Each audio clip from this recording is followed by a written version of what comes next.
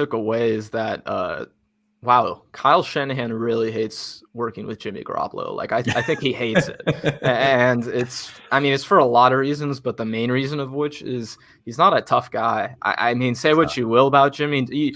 Some people are going to call him soft. I won't go as far as to say that, but he's definitely not a tough guy. I will. Okay, I will. Okay, he's soft. Okay. Yeah, I just don't like to call people soft, but Sure. he is by no means a tough guy. He's not like almost all of these quarterbacks that we're going to talk about are tougher than Jimmy Garoppolo.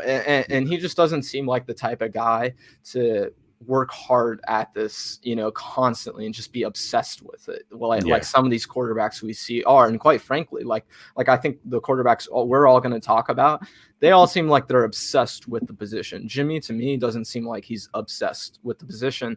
And when you listen to John Lynch talk, on the other hand, all he's doing is trying to, raise his value and try and get as much as possible from a trade for him.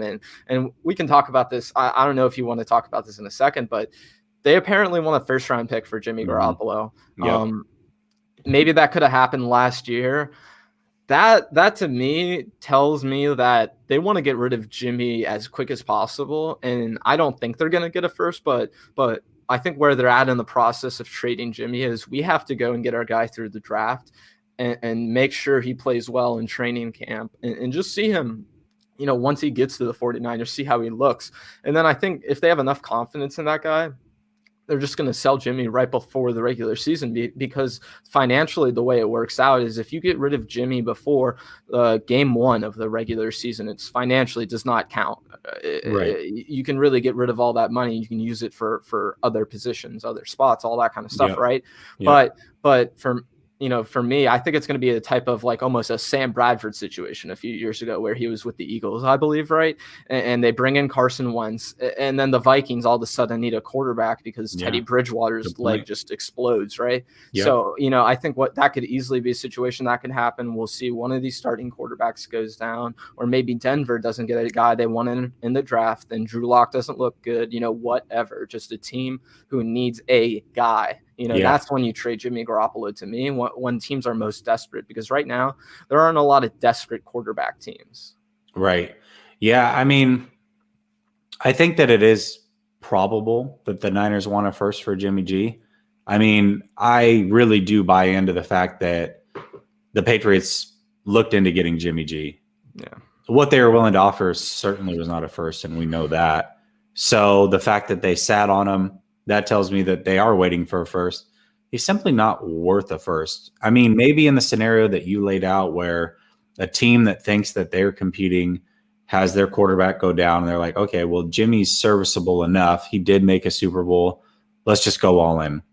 I could possibly see that. I could see it probably more like, let's say, the Wentz situation where he gets traded and it's a conditional. So maybe it's a conditional second that could be a first, or a conditional third that could be a second. I can see that as well. I just don't know who the 49ers think that they're fooling, to be honest with you. You can't sit here and tell us that, hey, we're all in on Jimmy and then trade everybody under the sun just to get a quarterback to replace him and then say, no, but Jimmy's still a part of our plans. Like, who are you trying to snow here? Everybody under the sun knows exactly what's happening. I know what's going on. You know what's going on. You don't think that these executives for these other teams know exactly what's going on? Exactly. They know that you don't want them. So if you really don't want them, we'll just wait till you cut them, or until you lower your price to like a fourth. And a 4th round pick for Jimmy, and then we can renegotiate a contract. Yeah, I could see that, but there's no way that Jimmy's worth a first rounder. There's no way. No way. And I think a huge part of that, and you kind of touched on it a little, but I just want to make sure I mention this, is that Jimmy is getting paid $27 million. That is like the 11th or 12th highest paid quarterback. Who's going to want to trade a first round pick for that right now? Nobody. Although I will say this, I don't think that there's anybody that thought. Do you remember when the season was coming to an end and they were talking about Wentz possibly being moved, and everybody's like, well, if they're going to want to move Wentz with that contract, they're going to have to give up something. Like, they're going to have to pay a team to take him. And then all of a sudden, well, that wasn't the case at all. They were actually able to get a conditional second rounder that could be a first and a third rounder. Now, I believe that talent wise, Wentz is on a different level than Jimmy. Now, he hasn't shown it, but I believe that there is a talent level difference.